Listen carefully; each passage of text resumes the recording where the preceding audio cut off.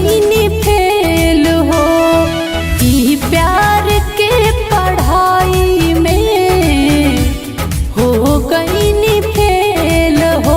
हम दिल से जेके चाहनी, हम दिल से जेके चाहनी, ऊ कैलस हमसे खेल हो।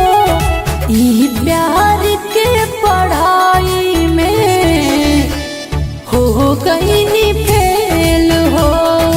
ई प्यार के पढ़ाई में हो गईनी फेल हो।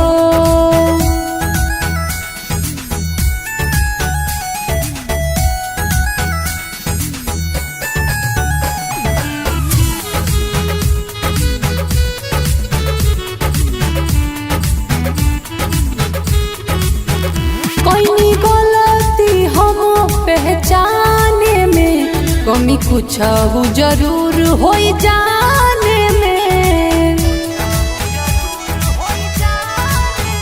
कोई गलती हम पहचाने में, कमी कुछ जरूर हो जाने में। असली चेहरा हम देखनी जब, सोचल अरमान छिटाइल सा। छूटल बा छूटल बा छूटल बा साथ जब से हम भइनी अकेल हो।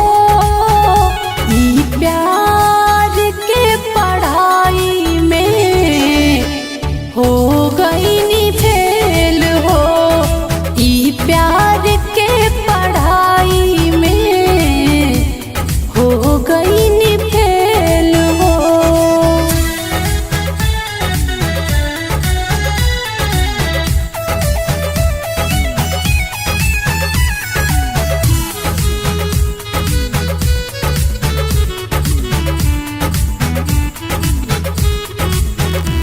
हमारा से वो मुलाकात करके, झूठा हूँ के मीठी बात करके, प्रिया से वो मुलाकात करके, झूठा हूँ के मीठी बात करके। गोलू रजनीश जी हाथ धके, चली गईले हमसे घात करके। आवेला अब रुवाई, आवेला अब रुवाई, भइल जिंदगी हमर झमेल हो। ई प्यार के पढ़ाई में हो गईनी फेल हो। ई प्यार के पढ़ाई में हो गईनी